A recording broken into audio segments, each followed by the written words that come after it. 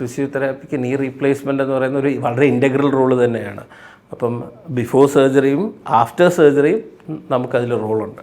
അപ്പോൾ before surgery പറഞ്ഞു കഴിഞ്ഞാൽ ഒരു പേഷ്യൻറ്റിനെ നീ റീപ്ലേസ്മെൻറ്റ് സർജറി ഒരു സർജൻ അഡ്വൈസ് ചെയ്യുമ്പം സർജൻ എക്സ്പെക്റ്റ് ചെയ്യുന്നത് ആ പേഷ്യൻറ്റിന് ഒരു ബേസിക് ലെവൽ ഓഫ് സ്ട്രെങ്ത് ഉണ്ടാകുന്നത്. എന്ന് വെച്ച് കഴിഞ്ഞാൽ പലപ്പോഴും മിക്കപ്പോഴും പ്രായമായവരിലാണ് നമ്മൾ ഈ നീ റീപ്ലേസ്മെൻറ്റ് സർജറി ചെയ്യുന്നത്.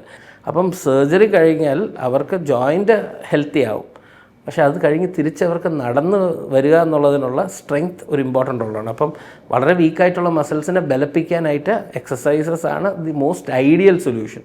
അപ്പം ആ ഒരു സ്ട്രെങ്തനിങ് പാത്ത് സ്റ്റാർട്ട് ചെയ്യുന്നത് ബിഫോർ സർജറിയാണ് പലപ്പോഴും. എസ്പെഷ്യലി SP4 നമ്മുടെ ഹോസ്പിറ്റലിൽ പല ഡോക്ടേഴ്സും റെക്കമെൻഡ് ചെയ്യുന്ന ഒരു റെജിമെനും അത് തന്നെയാണ്. സർജറിക്ക് മുമ്പേ കുറച്ച് എക്സസൈസസ് ആദ്യമേ സ്റ്റാർട്ട് ചെയ്ത് കഴിഞ്ഞാൽ വളരെയധികം ബെനിഫിഷ്യലാണ്. Post surgical recovery much സുപ്പീരിയറാണ്.